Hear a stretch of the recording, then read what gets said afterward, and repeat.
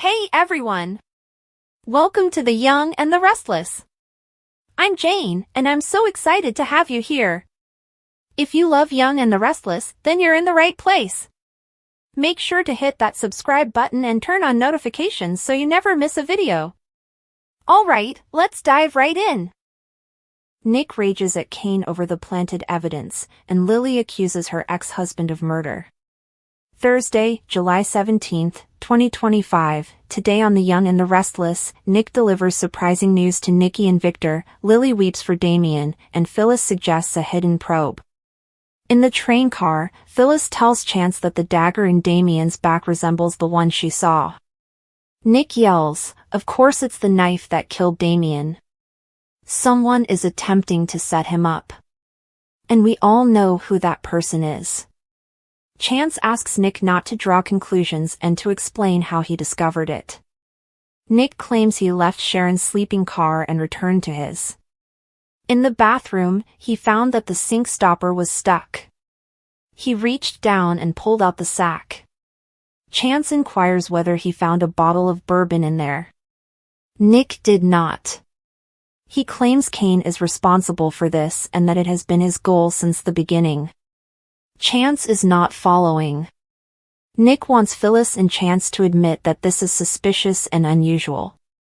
First, he did not understand why Chance had been invited. Why not employ a private security squad if he believed his life was at danger? If he believed one of his guests had homicidal inclinations, he would not have invited them inside his home.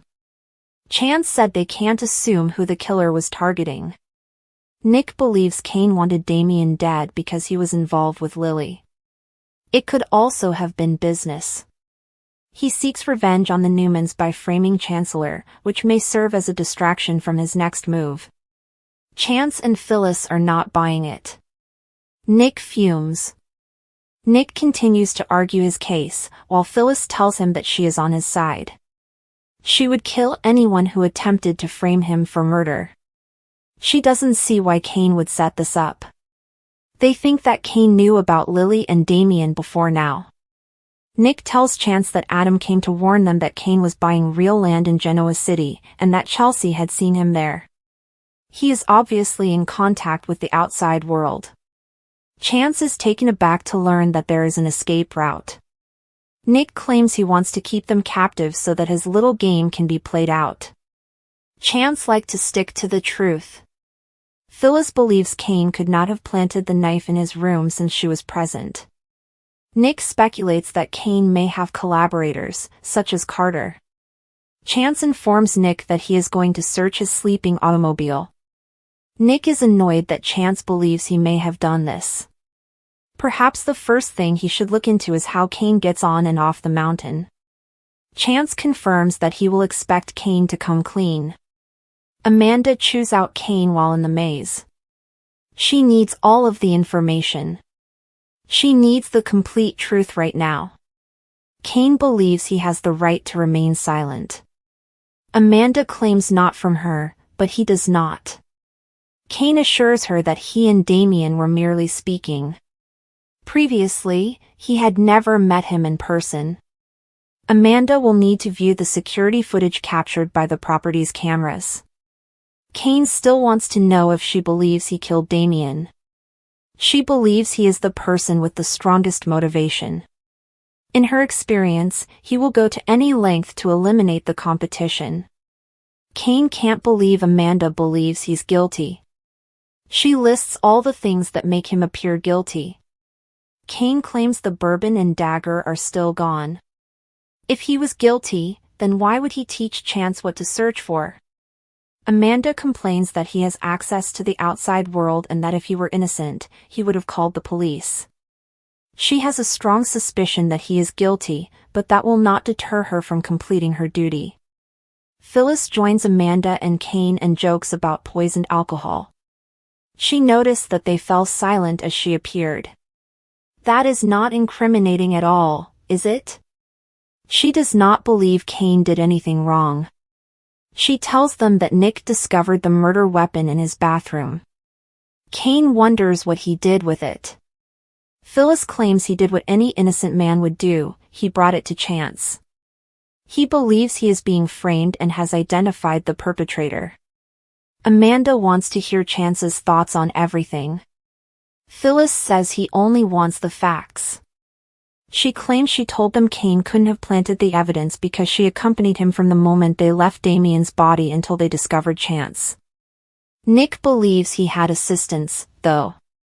Phyllis recalls Kane asking her whether she was willing to betray the father of her child. She refused to stand by while he was accused of murder. Kane suggests that Nick may be the one setting him up. Kane claims that the Newmans feel intimidated by his planned return to Genoa City. Nick may have attempted to murder him, and his aim was poor. He then placed the firearm in his room to make it appear as if he was being framed. Phyllis defends Nick, and Amanda reminds out that an innocent man goes to the authorities, just like Nick. Phyllis believes they should begin their own secret probe.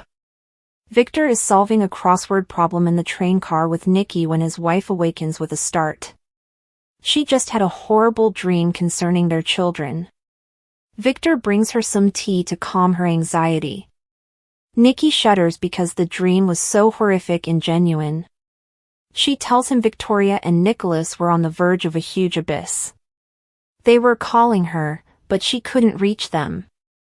Victor mentions that she has been anxious about Victoria since they departed.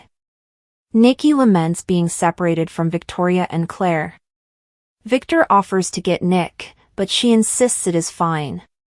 She acknowledges she is also concerned about Chancellor. Victor promises to be Kane's worst nightmare if he goes after anyone from his family or business.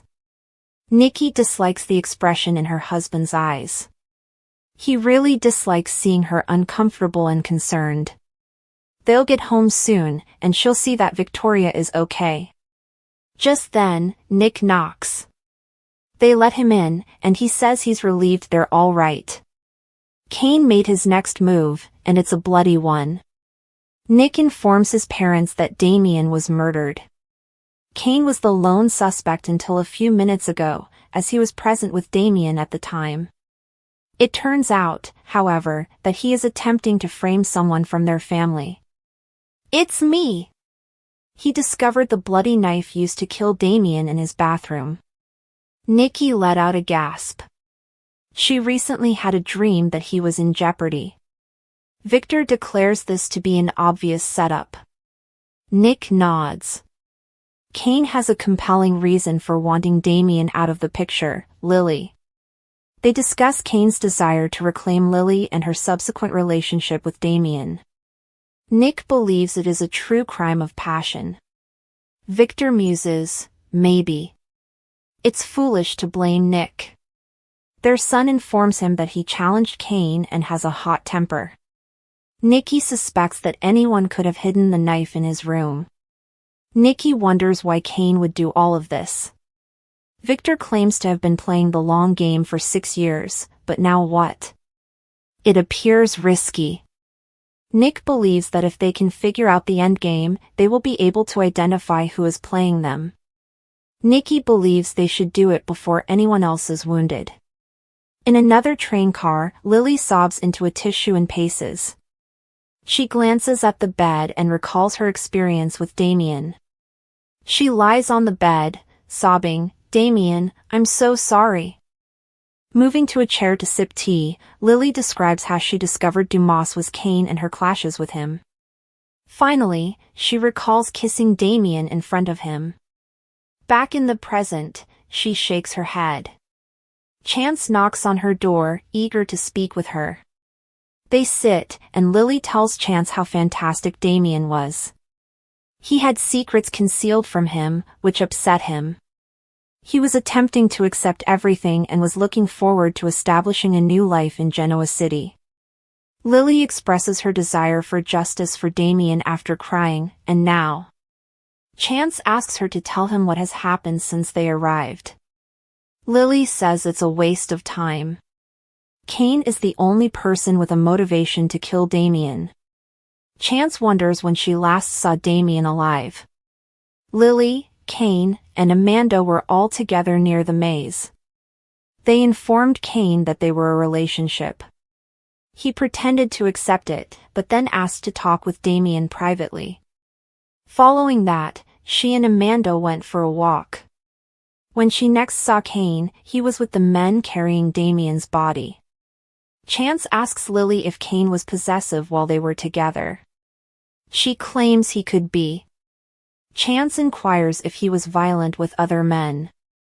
Lily replies nothing serious, but he is a different person now. Chance inquires whether he wishes to resume their relationship. Lily claims he did, but she assured him it would never happen. She believes that is why he killed Damien. If he couldn't have her, no one else could. Chance does not see the logic there. Why would Kane sacrifice everything to kill Damien? It appears less calculated than he would expect. Lily is convinced Kane did this. He killed Damien in cold blood, and he must suffer the consequences. In the maze, Nick confronts Kane and exclaims, "You're not going to get away with this." Kane claims he didn't kill Damien, but the knife was intended for him. Nick claims he found the knife he planted in his room. Kane denies putting it there. He vows upon his father's soul. Nick claims Colin did not have one. He screams at him to leave his family alone and confront him face to face. "Or trust me, you're going to wish you're the one that was dead." Nick was on edge from the time he arrived at the station. The weight of recent events pressed down on him like a storm cloud that refused to clear. He hadn't slept much, only drifted in and out of restless memories of Sharon screaming, the forest, and the blood-streaked ground. He couldn't get rid of the image of the evidence bag containing the bloody scarf discovered in his own sleeping automobile, gazing back at him like a cruel joke. Something wrenched in his gut when he found out that Kane Ashby had discovered it. It didn't sit well. It never has. And now, standing face to face with Kane in the dimly lighted corridor outside the interrogation room, that suspicion had boiled over into white-hot wrath. "You set me up!" Nick yelled, smashing his hand against the metal locker behind Kane's shoulder, forcing the neighboring officers to jump. "You planted the scarf, didn't you?" Kane stood firm, arms crossed, mouth squeezed hard, a glint of uneasiness flickering through his eyes before he buried it beneath practiced calm. "Watch yourself, Nick," he murmured quietly. "You're coming undone." That was the wrong thing to say. Nick threw him back, hatred oozing from his every syllable. "Don't even try to pretend you're not in over your head. You've always despised me, constantly looking for a chance to advance, to reclaim her. This is low, even for you." Kane laughed bitterly, dusting the front of his coat where Nick had gripped him. "Do you think this is about Lily?" he snapped, coming forward. "Do you think I'd frame you simply because she selected you, Damien, or anyone other than me? You are delusional. If somebody planted evidence, it was not me. And, just maybe, you're the one who should be staring in the mirror." Nick pushed again, but Paul and Chance drew him back before things became physical. But it wasn't over. The wrath lingered under his skin, stronger than any adrenaline he'd ever experienced. Nick turned to Christine. "I need that scarf tested again. 4 prints. DNA. I'd like to review the timeline. Because if I find out Kane touched that evidence before turning it in, I'll make sure he faces the consequences." Kane's gaze narrowed. "Do you think threats will assist you now?" he stated. "You're losing ground quickly, Nick. And you know it." Nick did not respond. His fists were squeezed too tightly, and his jaw had locked. But the worst was to ahead. That same day, Lily sat across from Michael Baldwin in a private meeting room. Her hands trembled around the paper cup of lukewarm coffee, which she wasn't really tasting. Her mind ran in circles, around the scarf, the blood, the nights she'd spent tossing and turning, wondering whether she'd misjudged Kane. The idea that her ex-husband, the father of her children, was involved in a murder plot seemed inconceivable. Nonetheless, the facts remained consistent. The scarf had been located exactly where it needed to be to raise suspicions about Nick. Too easily located. Too damning. And Kane had discovered it alone, with no witnesses. She remembered how he told her about it and how swiftly he'd raced to assist. Then there was the night she saw him pacing in the courtyard behind the Dumas estate, talking to someone on a burner phone. When she challenged him, he brushed her aside. They said it was business. But something in his eyes wasn't right. All of those doubts were now coming together to form a scary conclusion. "Are you sure you want to do this?" Michael inquired gently, scanning her face. "Once you make a statement, there's no going back." Lily swallowed. "He used me, Michael," she muttered. "He referenced our history and our children. He lied to my face, claiming he wanted to start again. He stated he was here to assist, that he wanted to encourage me and put things right. But this? This is unforgivable." Michael nodded slowly. "What exactly do you accuse him of?" Lily hesitated, blinking away tears. "I believe Kane planted that evidence to frame Nick," she explained, her voice shaking. "I believe he may have been engaged in the murder. Or, at the very least, he knows who was." Her words shattered the silence. And it made its way back to Nick within an hour, leaving him torn between feeling vindicated and crushed again. Lily had finally realized what he saw. What about the cost? The expense was prohibitively expensive. Kane, for his part, was unsurprised when Paul came knocking. He was sitting at crimson lights, attempting to appear normal, but the tightness in his shoulders gave him away. Paul approached quietly but firmly, revealing that Lily had issued a formal statement. "You're not under arrest," Paul remarked, "but I'd like you to accompany me now. Voluntarily. Before things escalate." Kane stood slowly, his eyes inscrutable. "So that's how it is," he whispered. "She actually did it. She truly thinks I'd kill someone and blame another man." "She didn't say that openly," Paul responded, but the suggestion was strong. "But we need answers." Back in the station, the walls seemed to be closing in. Nick was pacing outside, barely held back by chance, and Kane could hear his footsteps echo like a ticking clock. Lily's words echoed across the interrogation room. She had informed them about Kane's call from the burner phone. Regarding his concern with proving Nick's guilt.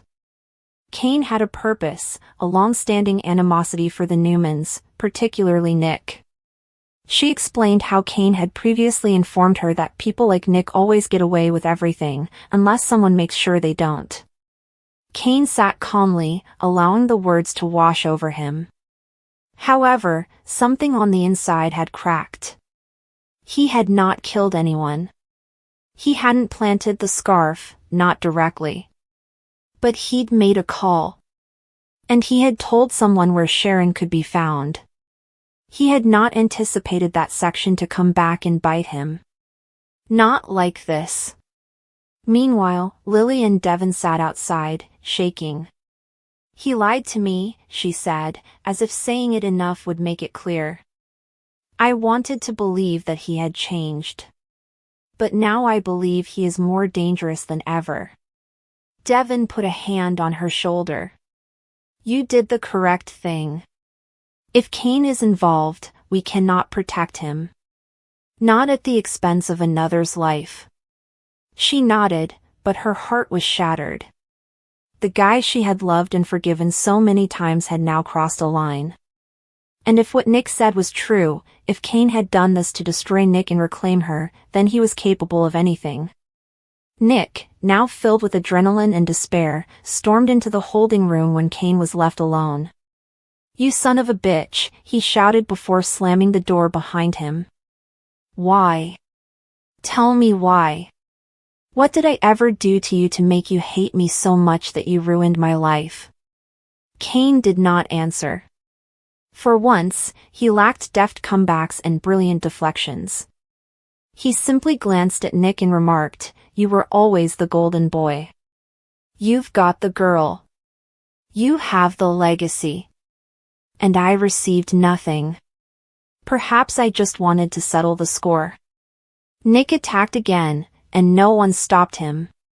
He seized Kane's collar, fists clenched, shaking with the wrath that comes from being wrongfully accused. "You could have ruined me," Nick muttered with tight teeth. "You almost got me killed. And if Sharon had died out there," he paused, his breath strained. "You better pray you never see me again." Christine had enough to get by at the end of the day. Kane hadn't been formally charged yet, but the case was crumbling rapidly. And now that Lily was willing to testify and the lab had confirmed partial prints on the scarf that could not be ruled out as Kane's, things were spiraling. Kane was released, but the damage had been done. The prosecutor was preparing the case. Lily, now a vital witness, left the Chancellor estate and returned to her flat, emotionally exhausted. Devon remained by her side, but even he was shaken. Genoa City had not seen a controversy like this in years. The effects would last far beyond the headlines. And at the heart of it all was a shattered man, a betrayed woman, and a rage that refused to die.